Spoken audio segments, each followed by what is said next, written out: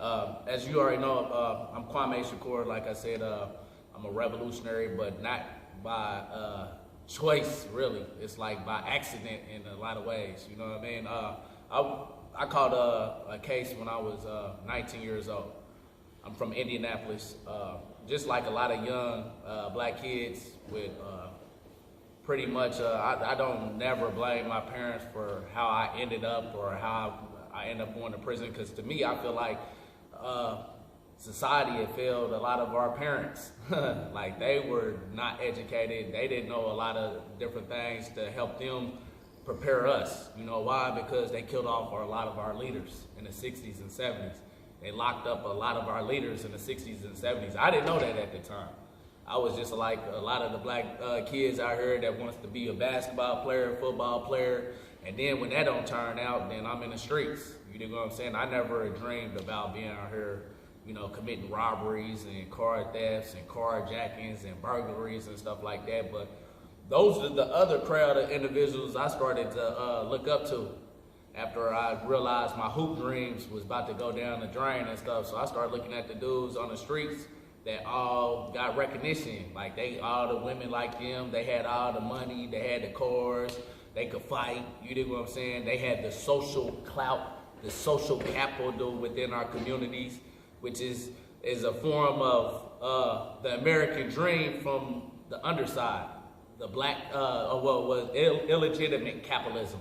And this is what the system allows a lot of us in order to keep us entrapped within the claws of this system. But I was very impressed by that lifestyle and stuff. So I started getting down the street. I was already an angry person. You know what I mean? Like, I was bitter. I always felt like I was suicidal, but you wouldn't know that. You know, like, since I've been out 3.5 years now. I did 18 years in prison. So on my side of town, some of these young dudes or some that's right under me, they look up to me, but I try to tell them off the top, like, don't look up to that right there, because that came from a bad place. That came from me really hating life. So when you hate life, you can do anything. That's the most dangerous person. So, you know, me, I ended up catching a bank robbery. Got in a shootout with the police and everything, because to me, I always felt like this: if you in this lifestyle, whatever lifestyle, to me, you all in or nothing. So to me, anybody can get it. I felt like, you know, Tupac, he represented a lot to me. He was many things. He was contradictory. He was conscious, but he was also had his contradictions. And he spoke to me in a lot of different levels. He actually helped me to get consciousness eventually. But I was like, the song "Me Against the World," that's how I felt. It was only me and my clique, and that's the only thing I cared about. So anybody else could get it, police, citizens. But we had a little bit of morals than this these generation out here now. Like, they don't care about nothing. I call this the crack generation growing up. You know what I'm saying? Where everything renegade, everything lawlessness. You dig what I'm saying? At least with us, like, we wouldn't rob old people, we wouldn't rob children, we wouldn't rob homeless people and stuff like that. You know what I mean? I wouldn't even sell drugs back then. I didn't even believe in that. That's one reason why I justified it in my mind, like, okay, well, I ain't selling drugs, but I'm robbing the drug dealers.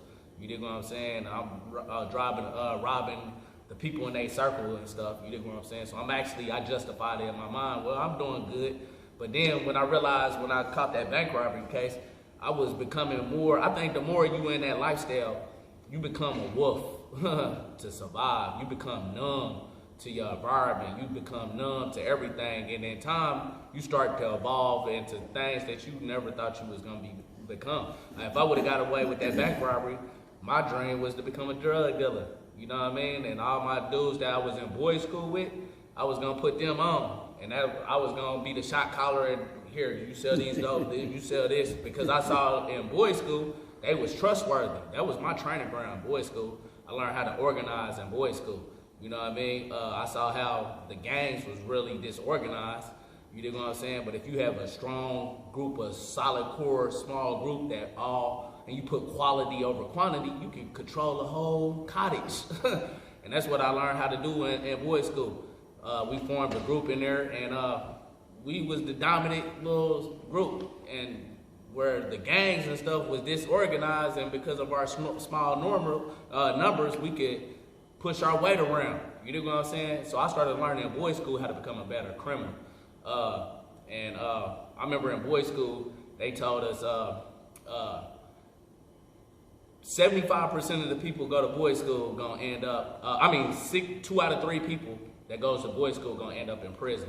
And they said 3 out of 4 that go to boot camp is gonna end up in prison. And at that time, we all looked around each other. We was like, I guess I'm the one that ain't going. I'm sorry for y'all. But when I ended up getting out and they caught this case, all them dudes that was in boys' school with me, I knew all of them. They was all in the county jail, robberies, murders, you know what I'm saying? It just prepared us for prison. So when I ended up going to prison and stuff, I came in there, you gotta take in consideration, I always was intelligent to know that education could get you somewhere, but I didn't understand the fullness of education. I saw education as how this society teaches us what education is. It's to get a good career, you know what I mean, to make a living, to be able to support your family. You dig what I'm saying? So I always understood education was important. So I learned how to beat the system and get good grades. You know, I used to cram before a class and then go in there and get an A or a B, you know what I mean? But then ask me 2 weeks later, I'll probably be like, I don't know none of this stuff I heard, but I know how to beat the system. That's why when I hear people talk about their A's and B's, that don't mean nothing to me because I learned how to beat the system. So I don't know if you beating the system or not. and I also realized that the education I gave myself in prison was qualitatively greater than the education that they gave me. You know, Carter G. Woodson said that we all given 2 educations. One that we're given, and one that we give ourselves. I'm paraphrasing him.